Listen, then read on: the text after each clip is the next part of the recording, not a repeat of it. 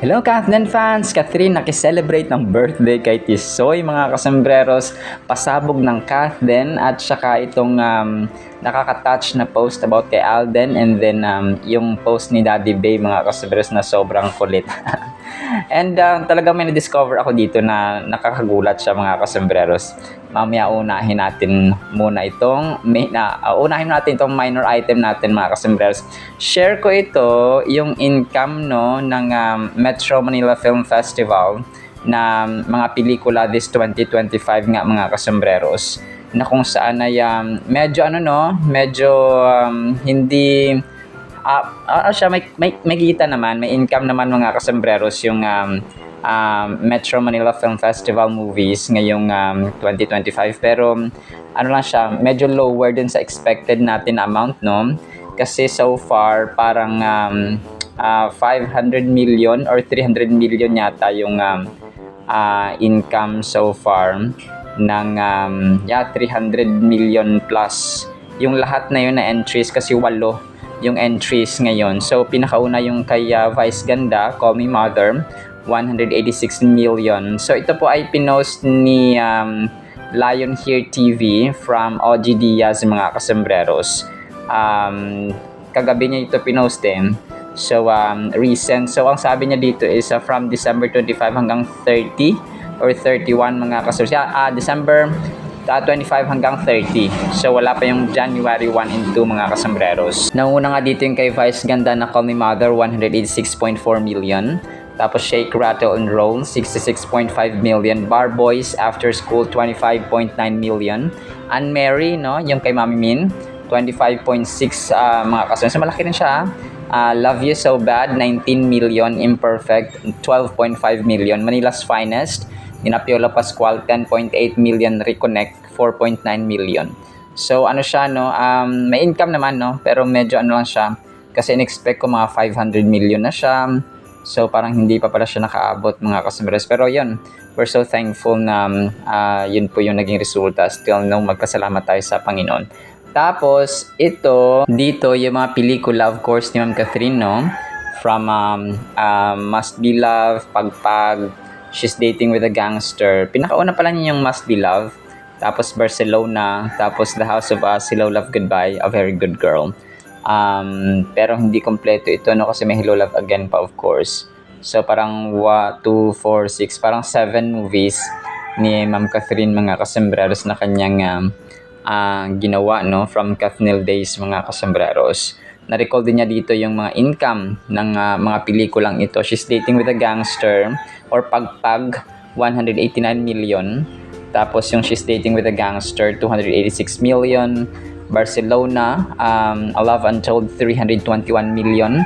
Crazy for You, 320 million. Falling in Love, 320 million. Tapos itong isa The House of Us, 845 million. So far ito yung pinakamalaki pala ng Kathnil mga kasembreros no, 845 million. Tapos itong hindi ko alam kung tayong title nito, 104 million. Hello Love Goodbye, 881 million. So dito na yon no, 881 million. Tapos yung A Very Good Girl, 118 million. Tapos yung Hello Love Again ay 1.6 billion mga kasembreros. So 1.06 or 1.6.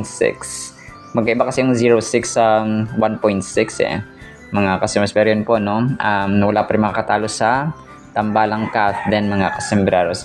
Tapos nagulat ako kagabi kasi yung parang ginamit pala dun spotted yung caravan ni Sir Alden dun sa shoot nila ng Big Tiger no, dun sa Air XV na caravan nga ni Sir Alden.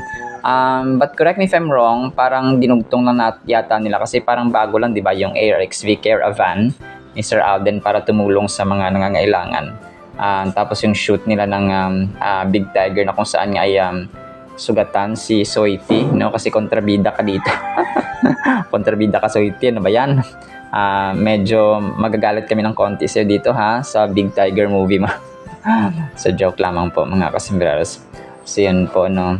And then ito, so share ko ito mga kasembreros. Ito pala yung boyfriend no ni Riza or ni Riza mga kasembreros. parang may halong Chinese or Korean itong boyfriend pala na, no? Kasi si Raiza ay ano rin siya, no? Singkit mga kasembreros. Para rin siyang Koreana or Chinese mga kasembreros. And then, yung mga admins kagabi nag-post ng mga teaser photos ni Alden para sa kanyang bagong serye na Code Gray. And nagulat ako dito, yung Code Gray, 'di ba gray siya na kulay. Tapos yung suot ni Ma'am Catherine at saka ni na Vice Ganda doon sa may at ni Coco Martin sa kanilang all TV promotion ay gray din po mga kasembrero. So isa pala sa mga kulay talaga ng Kathleen ang gray, ganon. Color coding ang Mr. and Mrs. Fulkerson soon to be mga kasembreros. Tapos of course ay maraming bumati kay Sir Alden, no, ng happy birthday mga kasembreros dahil sa kanyang kaarawan mga kasembreros ngayon dito sa Pilipinas. So si Daddy Bay, uunahin natin ito of course, yung kay Daddy Bay mga kasembreros. Ang kinakagulat ko dito kay Daddy Bay, yung cake niya parang cotton candy. Kasi di ba yung cotton candy, isa ito sa naging pagkain at parang pampalipas. Hindi, parang di ba may sweet tooth ang cat then. So yung cotton candy, ito yung parang bumili sila dun sa sa US mga kasembreros sa kanilang promo dun sa may California din. Promo ng Hello Love Again mga kasembreros na kung saan ay parang naging bata ang cat then. Hawak-hawak ni Ma'am Kat ang cotton candy. At saka tawanan ang dalawa. So para mga bata na naglalaro ng cotton candy mga kasembreros. So minsan lang maging bata, pwedeng ulitin kahit na magti-30 na. So walang edad na pinipili ang pagiging isip bata. So ganoon. As long as happy sila mga kasembreros. So dito nga kagabi, kinantahan nila ng happy birthday. Si Alden posted dito ni Daddy Bay, ang number 1 fan ni Tisoy mga kasembreros. So tapos ang cute lang kasi parang natutunaw, no? Hindi ko lang, but correct me if I'm wrong, kung cotton candy ba, kung anong tawag dito mga kasembreros.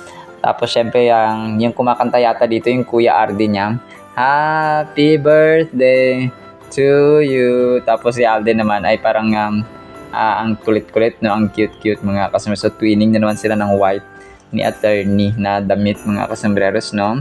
So nung pumunta kasi sa bagay, no, ilang araw na yon mga kasi pumunta si Ma'am Kath sa Anne Mary na block screening or panood ng sine, ay naka-white din si attorney. So dito naman ay naka-white na naman si Soiti mga kasembreros. Pero po nagulat ako dito, sabi ko parang parang pauna nila to na hindi siya yung main celebration ng birthday ni CEO, no, at ni producer at saka director, best actor at the number 1 brand endorser Alden Richards mga kasembreros.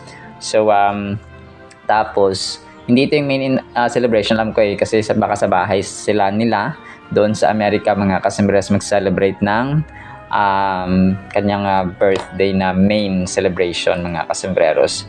So ito ay parang patikim ng kanyang celebration doon ng kanyang 34th birthday mga kasembreros. So yun po, no, happy lang, chill lang muna si Soiti mga kasembreros sapagkat si attorney ay nag-aantay sa kanya dito sa Pilipinas. So ito na yung main item natin, yung naki-celebrate si Ma'am Catherine, naki-enjoy sa birthday ni Alden mga kasembreros. Although medyo advanced tayo ng oras dito sa Pilipinas, ay nag-post kasi ang isang admin dito kanina ng pictures, no, ni Ma'am Catherine at saka ni Alora, tapos si Nadine Lustre yata ito. Nadine Lustre, parang si Nadine Lustre, no? Tapos parang nag-enjoy sila. May mga drinks sila mga kasembreros. Sana po ay ladies drink ito, attorney, papagalitan ka na naman ni Soiti. Pero ito po ay throwback mga kasembreros na pictures, no, ni Alora at saka ni Kat, kasi healthy living na si attorney ngayon mga kasembreros. Si phenomenal box office cinema queen. Hindi, si Chi Filomeno pala ito yung kasama nila, hindi si Nadine Lustre. So si Chi pala na Chi Filomeno at saka si Justin Benitez. Hindi ko lang kung si Bupiap ito mga kasembreros. Pero ito pa yung matagal na picture, no? Ngayon talagang tahimik na si Ma'am Catherine. Unlike dati na nag-mature na talaga siya mga kasembreros. Hindi na siya gaya dati na parang party goer. Hindi naman party goer na parang wild na mga kasembreros. Pero parang pag may occasions or birthday ng kaibigan and so on, ayan, nakiki-party rin siya, no? Nagsiset sila ng schedule, dito tayo ganun din. So parang ganun hindi na. Kasi nga ay healthy living na siya, no? Kasi nga parati niyang sinasabi na isang blessing ang magkaroon ng good health ng mga kasembreros. Kasi nga ay yung edad, no? Yung edad natin habang nagkakaedad tayo ay yung ating katawan ay kailangan ng alagaan. So pag tungtong ng 30 ay kailangan mo na rin alagaan ng iyong sarili, no? Mga kasembreros at mga katinatics. Hindi lang sa kanya, no? Panging sa atin na mga fans at mga ordinaryong tao sa lipunan, mga kasembreros. So yun po. So sabay-sabay na nag-greet, no? Marami ang bumati kay Alden, mga kasembreros. Of course, yung 22 minutes ago, Chard Fulkerson, happy 34th birthday sa nag-iisa naming minamahal at idol. Mahaba at ito. Marami pala tayong items sa minamahal naming idol at idol ng lahat. Happy birthday, Tisoy. Sana palagi kang healthy and happy and congratulations kasi lahat ng mga dreams may unti-unti mo na natutupad. Ang una na dyan ay matupad mo na dream mo na maging piloto. Good luck sa iyong pag-aaral and good luck sa mga upcoming projects mo and more blessings to come. We love you so much, Tisoy. Enjoy your birthday sa US with your family. God bless. Tapos picture ni Alden dun sa kanyang na may cake, mga customers. In-edit lang nila ito, 34th birthday. So ang galing, salamat sa pag-edit, no? At Chard Fulkerson. So para sa akin, yung mas malalim na relationship kay Lord, yun. Kasi kapag malalim ang relationship niya kay Lord, mas mamahalin niya ang tao sa paligid niya, and then gagawin niya yung kalooban ng Panginoon. Mas malalim na relationship and faith, no, sa Panginoon, mga kasembreros. So yun ang akin. Kasi parang perfect na. Pera, pamilya, mga projects, no, talagang parang physical life, social life, yung mental aspect yon. Para magkaroon siya ng mas malakas na mental sanity, mga kasembreros. Kasi yun yung isa sa mga weaknesses ni phenomenal box office Cinema King. Tapos isa pang greeting, no, yung sinabi dito ni Jenny Tops. Ito naman ay sa kanyang sa kanyang 11 hours ago, pagiging top 16 distinct celebrity achievers of the decade. Nakasama nga dito si Ma'am Catherine, mga kasembreros. And then marami ang bumati, no, kay Soiti, mga kasama, sa kanyang 34th birthday. Sabi pa dito, 2 hours ago, Kathden Official Fans Club, happy 34th birthday, Alden. May the Lord guide your path, protect you always, and bless you with wisdom, love, and continued success. Thank you for being an inspiration through your hard work, humility, and passion. We're always here cheering for you. So tapos picture ni Soiti, mga kasembreros, no?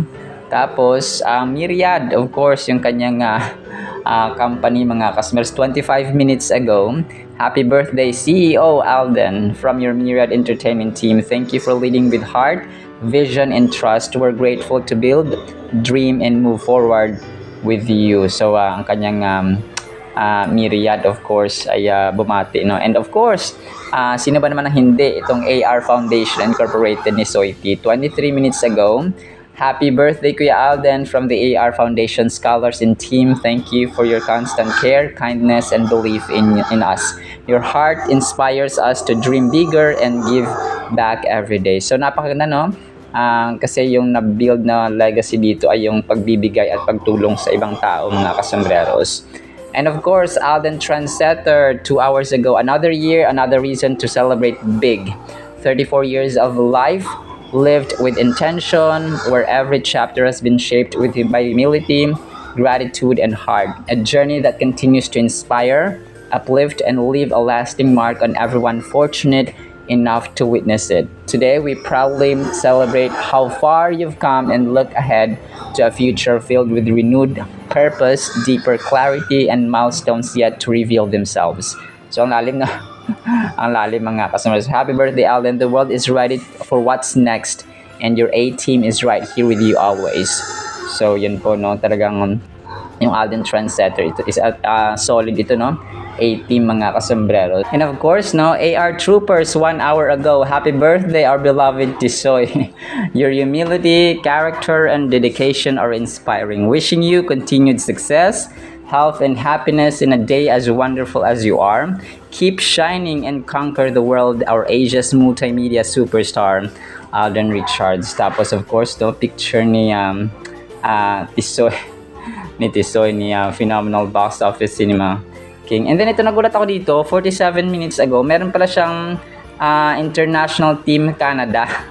So sa Canada based ito mga kasembreros na kanyang fandom. So naalala ko pala doon no, nung pumunta sila sa Canada, nung nag-shoot sila ng Hello Love Again sa Calgary. So marami pala siyang fans na nakaabang na doon. So grabe, nakaka-touch. So happy birthday RJ, no? Another year, another reason to celebrate big. So tapos yung naka-denim jacket siya dito na yung sa ARXV niya na concert or shoot ito mga kasambreros. Tapos 10 hours ago na-feature din pala dito si sa si Ma'am Catherine no, sa may grabe na to na Facebook page mga kasambreros. Sabi nagulat si Catherine Bernardo na malaman na co-producer pala ng MMFF 2025 film na Anne-Marie ang kanyang ina, si Mami Min Bernardo. Hindi raw nila ito napag-usapan kaya naging sorpresa ito sa kanya. Masaya ang pamilya Bernardo sa reunion at suporta sa pelikula nagtamo ng maraming parangal, kabilang ang second best picture at best director para kay Jeffrey Diturian. Proud na proud si Mami Min sa kanilang unang co-production. So naisip ko rin dito na baka mag-venture na rin sila sa film production kasama si kagaya ni Sir Alden mga kasambreros. So pero aabangan po natin yan ha, mga kasambreros and mga ka-Tinatics. And then ito, good news to para sa atin. Good news ito kasi sabi dito ay Carla and Kyla present. Inaming masaya si Daniel kay Kyla, okay kay Carla. Kyla, okay kay Carla. So before Catherine and Carla. So yun, well ito no, napaka good news ito para sa atin. Napaka good news nito para sa atin kasi nga para safe na ang Catherine mga kasabay. So siguro no, nung time na 11 years hindi naman hindi yun kumbaga pa baliwala kay Ma'am Carla. So and choice naman ni Daniel yun, so, kung saan masaya ang kanyang anak ay susuportahan niya. So ngayon ay masaya na siya kay Kyla and para sa atin ay good news. Good news ito. So magpakasaya kayo hanggang sa simbahan, ganon, para safe na ang Catherine mga kasambreros. At saka yung mga Kathniel, sana ay mag-move on na po no, kasi nga ay 2026 na ang Kathniel. So yun po. So may mga items tayo sa next vlog nun. So ito naman, next item natin, 4 hours ago posted ng GMA Network no, para kay Alden. May mga naka-line up na po tayong projects. Enjoy muna sa bakasyon si Alden Richards sa Amerika kasama ang kanyang pamilya ngayon dahil anya magiging busy siya sa iba't ibang proyekto. Nakapanayam ng GMA Network at ilang entertainment press sa media conference ng international film na Big Tiger kamakailan. Dito sinabi ni Alden, kailangan lang huminga paminsan-minsan. My time with my family will be my breather. Then laban na naman. So grabe ng laban naman. 4 hours ago, kakapost na ito ng GMA Network. Pero of course yung Big Tiger media launch ay matagal na po no. Last week pa bago magbakasyon ang Fulkerson family sa Amerika mga kasambreros. So team panatag tayo. And then ito last item natin ito mga kasambreros pala ha. 3 hours ago, ang cute ng ginawa ni Donna May dito. Wearing school uniform is Catherine Bernardo and Alden Richards. So para naka-uniform no sa Korean school ang dalawa mga kasambreros at saka nagtitigan. Parang mga bata lang no, mga teenagers. Parang mga teenagers lang sila mga kasambreros nag-aaral sa isang university or sa isang exclusive school mga kasambreros. Pero ito po ay edited lamang ha, nililinaw lamang po natin mga kasambreros and mga Cathinatics. Alright, so yan lang actually sa ating Cathin items. Sana po ay pakinggan po natin ang Word of God So, kung gusto niyo i-play ko po itong kantahan ni na Daddy Bay mga kasembreros na kung saan ay binati nila. Hindi, ito pala, sorry. Nakalimutan ko. May compiled version pala ng isang isang Alden admin mga kasembreros ng simula na sorry po ito po ang isa sa pinakamahalaga pala mga kasembreros na items natin. So ito yung magiging i-play ko rin ito mga parang from start to present ng career ni Sir Alden mga kasembreros sa industriya ng showbiz, no? So i-play ko ito para ma-appreciate niyo po mga kasembreros. So dito ay yung pagsimula ni Sir Alden hanggang sa kay Luis de los Reyes, tapos Itbulaga, tapos kay naging leading lady niya si Ma'am Marian, basta nung naging ilustrado siya and so on mga kasembreros. Tapos nung Aldab, tapos nung kay Ma'am Catherine, no? Pero bago yun sa kay Bea Alonzo and so on. Basta lahat ng niya, parang kinumpile siya mga kasembreros. So 3-minute video ito, more than 3 minutes. So tapos ay yun po, na-play ko ito para ma-appreciate niyo po mga kasembreros. Alright, so naman sa ating captain items sana po ay pakinggan po natin ang Word of God after ko ma-play itong mga items na nabanggit po natin. So isang pinagpalang araw po sa bawat isa.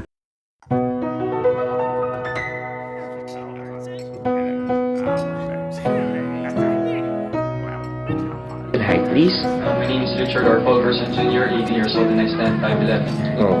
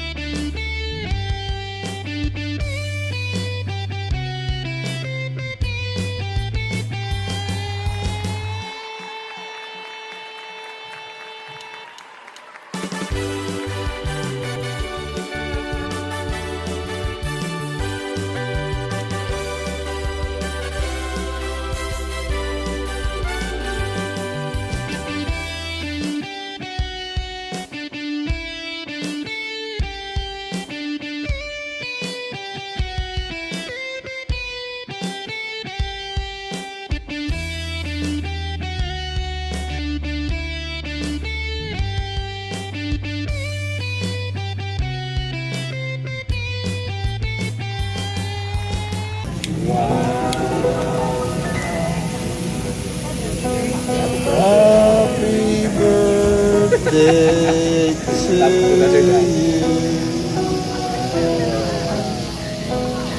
para po sa ating Word of God ay sobrang ganda nito mga kasimbrers. Kamusta pala ang ating bagong taon so far? Ang ating title ay Huwag Pigilan ang Bibig. Bakit kaya no? Psalms or mga awit chapter 40 verse 9, I have proclaimed the good news of righteousness in the great assembly. Indeed, I do not restrain my lips. So ito pala yun, no? Hindi niya pinigilan ang kanyang mabibig. Oh Lord, you yourself know. Ito po ay often attributed kay King David, no? Ang salmo mga kasambrero. So, may mga times pala na pipigilan natin ating bibig and may mga times na hindi natin pipigilan ang ating bibig. That is what we call wisdom. Sa isang discussion, for example, may mga times na ikaw ang magsasalita, may mga times naman na ikaw ang makikinig at ititiko mo ang iyong bibig mga kasembreros. So, that's two-way communication. So, dito, sa pag-share natin ng ating kumapa ng goodness ng Panginoon, ng kabutihan niya, yung simpleng yung simpleng success natin mga kasembreros, let's say, namamroblema kayo sa bayarin, tapos nag-provide ang Diyos ng finances. So, andoon ang provision ng Panginoon. Let's say, natapos mo yung gawain mo sa bahay sa isang araw. So, that's may strength at kalakasan ka sa Panginoon sa buong araw, no? Para matapos mo ang iyong gawain on that particular day. So, blessing yun sa Panginoon. So, nakapasa ang anak mo sa exam, nakauwi siya ng safe sa bahay mula sa school, tayo po ay nakakapag-isip ng mga contents, nakakapag-edit, no? Skill din yun, no? Blessing sa Panginoon. So, marami, no? So, yung mga bagay na ito, they deserve, pasensya na po kayo sa maingay, no? Kasi New Year, mga kasambreros. December 31 ko kasi ito na voice over. So, yun, no? Dito, yung mga gantong bagay, yung pagpo-post mo sa Facebook ng pasasalamat sa Panginoon, no? In Jesus' name, o in Jesus Christ's name. So, that's one way of proclaiming. So, parang you open your lips, no? Pero ang ginamit mong instrument or platform ay ang social media, no? Social media mo or yung Facebook or yung TikTok, no? And nakakatuwa kasi ngayon ay marami na rin talaga ang mga Christians na nagsishare ng kanilang faith, ng kanilang pananampalataya sa Panginoon, and they're not ashamed of the gospel, mga kasumers, which is definitely dapat na ginagawa ng isang may relationship at may pananampalataya sa Panginoon. So, wag natin pigilan ating bibig and ang ating sarili in general, no? Kasi kunwari, no, sa iyong kapitbahay, no, kami dito talagang no, kunwari yung kapitbahay namin bibisita, nagpapasalamat kami sa Panginoon kasi kunwari yung trabaho ko, no, dito na ako sa bahay, hindi na ako nag-aasikaso, or kahit na wala akong ligo, pwede ako magtrabaho. So, ganun mga customers. So, kasi kapag nasa opisina ka, talagang maliligo ka, magbibihis ka, babiyahe ka pa, no, magbabaon ka. So, pag uwi mo sa gabi or sa hapon, maaaring umuulan pa. So, ganun ba na mga tendency mga kasambreros. So, kami talaga nagpapasalamat ako araw-araw na ako po ay dito lang sa bahay nagtatrabaho mga kasambreros. So, kasi naranasan ko talaga yung BPO, naranasan ko gabi ang pagpasok sa trabaho. Minsan nabaha pa, no? Sa Maynila talaga dati mga lahat ng experiences. Hindi niyo po ako hindi niyo po ako malilibak mga kasambreros sa my experiences sa Maynila kasi almost 8 years po ako sa Maynila. So kung kaya yung papasok ka na basa yung sapatos mo, kailangan mo magbihis sa locker room. So naranasan ko yan, no? Talagang sumakay sa mga yung sumakay ka kasi baha, kailangan mo sumakay sa napakalaking truck ng basura. So naranasan ko rin yan, no? Para makapasok sa trabaho or makauwi sa aming boarding house, no? Talagang basta marami akong experiences. Yun ang pinakamalala kong na-experience doon. Na-hold up ako ng 2 beses, no? Una, tinutukan ako ng kutsilyo. Tapos, gabi kasi di ba? Pag gabi ka mapasok sa trabaho sa call center, one time, nakuha sa akin yung relo, tapos yung wallet na 300 lang ang laman. Buti na lang hindi ako nag-withdraw nagbabaon ng malaking pera. So, tapos yung baon na walang ulam, itlog lang. So, ganun. So, na-experience ko yun mga customers. Tapos, yung isa naman na scam ako, kunwari doon nahulog yung aking ATM sa likod, tapos kunwari tutulungan niya ako magtrabaho, ganun. Tapos ang galing ng scammer na yon kasi sabi niya akin yung cellphone mo kasi nandyan yung manager na kakilala ko sa loob ng Manila Peninsula. Manila Peninsula pa yun ha, tandang-tanda ko pa mga kasambreros. akin yung cellphone mo kasi ilalagyan natin ng bagong SIM. Kasi nga, kakilala ko manager dyan. So, ipapasok kita dyan sa trabaho. Nag-a-apply pa ako ng trabaho at that time. So, yun. So, kala ko, sabi ko, parang 2 oras na, hindi pa siya lumalabas. Nang lumapit ako sa guard, ay, naku po, sir, na scam na kayo. So, grabe, marami akong experience sa Maynila. So, yun. Pero, glory to God talaga mga kasembreros na ang kabutihan ng Panginoon, no? Talagang ako po at that time, nung na-hold up ako na tinutukan ako ng kutsilyo, na buhay pa rin ako nakapasok pa ako sa trabaho mga kasembreros na wala akong dala na bag ko, yung relo, and yung wallet, and so on. So, lahat natangay mga kasembreros. Tapos, yun, no? Nagpapasalamat ako, kumakanta ako sa Panginoon at that time habang naglalakad ako. Kasi lumapit ako sa pulis, hindi rin ako natulungan mga kasembreros. So, gabi, madilim. So yun, kumakanta ako ng I will be still, know you are God. So gano'n, no? Grabe ang kabutihan ng Panginoon through the years talaga hanggang ngayon mga kasas. Ako po ay buhay na patotoo na napakabuti po ng Panginoon, and sometimes hindi makontain yung kabutihan ng Panginoon, iiyak ka na lang bigla, no? Dahil sa kanyang grasya, no, sa iyong pamilya, sa kanyang pagpapatawad, sa patience niya araw-araw. So isipin mo, yung mundong ito ay samot-sari ang kasalanan, and imagine mo, we're almost 8 billion people. Tapos yung 8 billion people, maya't maya may kasalanan. So kung hindi ka all-powerful God, and kung hindi ka patient na Panginoon, kasi divine yung kanyang patience, incomparable ang nature niya mga kasmeras. Yung patience niya, yung forgiveness niya, yung mercy, yung compassion niya, ay hindi po yan eternal. Hindi siya na-measure ng tao. Kasi kung na-measure ng tao na hanggang dito lang hanggang 1,662 ka lang makakapagsala. Kapag natapos niyan ay so gugunawin ko ng mundo. So ganun ba? So ito 8 billion na kasalanan. So gugunawin ko ng mundo. So yung patience niya talaga. So that is why sa ating buhay, sa ating pagkain, no, talagang magpasalamat tayo all the time mga kaso. So wag nating pigilang ibuka ang ating bibig. So ito yung ating title, no. Every time na may chance, every time na ibubuka natin yung bibig na manalangin, no. Not all the time naman na kahit kinakausap ka na sa trabaho, so parang balance siya ba, no?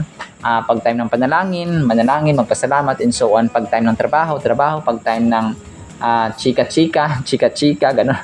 Pag time ng bakasyon. So balanced life mga kasunod, yun ang gusto ng ating Panginoon. So sabi dito niya, talagang matapang at saka very open si Haring David sa kanyang pananampalataya. I have proclaimed the good news, no, of righteousness, ng katarungan at katwiran ng Panginoon in great assembly. So ang great assembly dito may represent yung church or yung mga tao, no, yung mga kaibigan natin, yung ating social media posts, yung ating mga kapitbahay, yung ating pamilya. So talagang ibukan natin yung ating bibig, no? Huwag natin pigilan na mag-declare ng kabutihan at kadakilaan ng Panginoon. Indeed, I do not restrain my lips, O Lord, you yourself know. So, and alam na alam ng Diyos, no, kung sabi niya nga dito, ay alam na alam ng Diyos kung sino nagpapasalamat, sino ang mga hindi nagpapasalamat, sino mga diretso kain lang sa pagkain, sa pagkainan. Ay mga taong gano'n na pagkakita ng pagkain sa pagkaupo, talaga, sige, bukagan ng bibig at saka kain, no? So, hindi mo lang marunong magpasalamat mga kasambrero sa Panginoon sa grasya. So, ganun po siya mga kasambrero. So, kung kaya sa ating buhay, no, sabi ito, when we read that He has preached righteousness, it means He actively spoke of the faithfulness, mercy, and justice of God. So, kagaya na mention natin mga kasembreros. So, ito yung sasabi ni Lord na alam niya, no, kilala niya ang bawat tao. No, ito ba, may panahon ba ito sa Biblia? Ito ba walang panahon? Ito ba wala ba tong time sa panalangin? Ito ba may time sa panalangin? Ito ba nagsisikap ba para magkaroon ng time? Ito ba hindi? Nag-e-effort ba to sa aking kingdom? Yung ito ba hindi? Ito ba yan nag-e-effort na gawin ang aking kalooban? Ito ba hindi? So ganun mga kasos. That is why kung gumagawa tayo ng kalooban ng Panginoon tapos parang hindi natin nararamdaman yung appreciation ng ibang tao o ng mga tao sa paligid natin, kahit pamilya natin hindi nila na-appreciate, sabihin pa sa'yo ay pasimba-simba ka pa, pabasa-basa ka pa ng Bible, kilala kita, ganito ugali mo. So hayaan mo lang. Pero ang transformation dapat makikita rin sa iyo, no? Kung walang nagmamahal, walang caring, walang understanding sa patahanan nyo, ikaw yung magiging instrumento, ikaw yung magiging pasimuno, okay? Kunwari anak ka lang, no? Tapos magulang mo walang relationship sa Panginoon, tapos binago ka ng Lord, no? Kunwari nasa tamang edad ka na, may pag-iisip ka na sa sarili. So ikaw yung magiging ikaw yung mag-initiate, okay? Para magulat ang magulang mo, ano kaya meron dito sa anak ko? Parang nagbago ito. Dati hindi naman to, pero nagsimulang magbasa ng Biblia, nagsimula magsimba, parang naging mabait, mas naging matino, no? So may ganun mga kasumero. So yung gawa mo, yung changed life mo, yung buhay na binago sa iyo ay magiging patotoo, no, sa mga tao sa paligid mo na kahit hindi mo sila araw-araw na i-preach, mapapagsalitaan ng Biblia verse ganito ganyan. So sila mismo magtataka na may power, tsaka may power, no, may yung kapangyarihan ng Panginoon, ang kapangyarihan ng Holy Spirit is working within you. So ganun siya mga kasembreros. So this verse makes it clear that the psalmist feels an obligation to communicate the goodness of God to the masses. So meron tayong obligation na i-share yung goodness ng Panginoon mga kasembreros, at saka yung kanyang kabutihan, yung kanyang kadakilaan, yung kanyang alam niyo po yung grace ng Panginoon. Sabi ko kay nanay, yung favor na dito lang ako sa bahay, talagang grabing pasasalamat ko sa Panginoon kasi kahit umulan, uminit man mga kasembreros, ay hindi ako nangangamba na babiyahe pa ako, mainitan pa ako, no, mamamasahe pa ako. So di ba? Yung mga ganong tipo, maliligo pa ako. So magre-ready pa ako, pag na-late ka pa doon ay pagagalitan ka, deduction pa sa sahod. So yung mga ganong mga kasembreros, no, talagang napakalaking favor, no, mga kasembreros. That is why God also knows na ako po ay nagtatrabaho sa kanyang kingdom na sharing His goodness, verses, the gospel, no, the gospel of truth mga kasembreros. It's not just about personal faith, it is also about what we share with others. So hindi lang siya personal wag nating nasa loob-loob na natin, wag lang natin ipagdamot. So wag natin ipagdamot mga kasembreros yung ating pananampalataya, yung kabutihan ng Panginoon, para sila din ma-experience nila yung kagaya na na-experience mo. O di ba? Kapag na-experience mo na may fulfillment, may purpose, may direction ng buhay. So di ba parang ikaw din nagiging legacy mo yung ganun mga. So ako talaga may goal ako na yung mga pamangkin ko, kanya lolo ko, tsaka yung kapatid ko na special child talagang kadagabi. No? Sila, amen. O, anong sagot? O, amen. Ako tagabasa at saka ano. Pero yung mga pamangkin ko talaga, ay sinasabihan ko na yung mga kapatid ko na panalangin na makilala pa nila lalo ang Panginoon. And then, of course, yung legacy na may iwan natin ay hindi lamang legacy ng inheritance or ano man dyan, but yung most important thing ay yung salita ng Panginoon mga kasus. Yung pananampalataya ba? Inaisip ko nga, sabi ko kasi yung lolo ko dati, yung namatay na siya 2014, 2015 yata siya namatay, or 2016 namatay mga kasembreros, 82 years old. Mahilig siya magbasa ng Biblia dati, pero he was not really vocal kasi syempre no, Roman Catholic tayong pinalaki, tapos siya ganun din. So pero palabasa siya ng Biblia, and sabi ko kay nanay siguro at saka mga kapatid ko siguro si lolo dati na nanalangin siya, no, na yung mga apo niya, kasi talagang mahal kami ng lolo ko. Yun ay kapatid po ng lola ko mga kasembreros, na isa rin siya nagpalaki sa akin sa Sultan Kudarat. Siguro sabi ko bunga ng panalangin, kasi yung panalangin hindi lang yan agad mag-effect Sometimes it takes years, sometimes it takes months lang. Yung iba naman 10 years, 15 years, 20 years, no? Yung prayers na continuous at saka punong-puno ng sincerity, humility, and genuineness mga kasembreros ay talagang nangyayari siya, no? Hindi man sa generation mo, kundi sa susunod na mga generations. Kung kaya sinasabi ko ito sa inyo na yung ating mga talagang ipanalangin, kasi yung legacy na pinaka-mainam at pinaka-pleasing sa harapan ng Panginoon mga kasus na legacy na pwede nating iwan ay yung gospel. Okay, the gospel of truth, the gospel of hope, the gospel of God mga kasembreros sa Holy Bible, which is hindi siya temporary lamang. Kapag shinare mo ang gospel, mamunga yan hanggang sa mga anak, mga kasembreros. Pag shinare mo sa iba, isi-share din niya sa iba, isi-share niya sa mga anak niya, and so on mga kasembreros. So, yes, tama naman, okay na meron tayong iiwang kayamanan, iiwang mga properties, no, kung meron.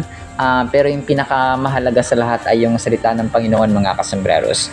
Kasi after all, no, yun yung ating pinaka-calling at pinaka-purpose sa mundong ito, mamuhay na may pagtitiwala, pananampalataya sa Panginoon through His grace mga kasembreros. Alright, salamat sa ating Word of God no, po ipagpalaan po tayo ng pag-ibig, pananampalataya, pag-asa, and hindi tayo matatakot na i-share ang ating pananampalataya at gospel sa iba. In the mighty name of Jesus we pray. Amen and amen. See you sa next segment mga kasembreros, and paalam po.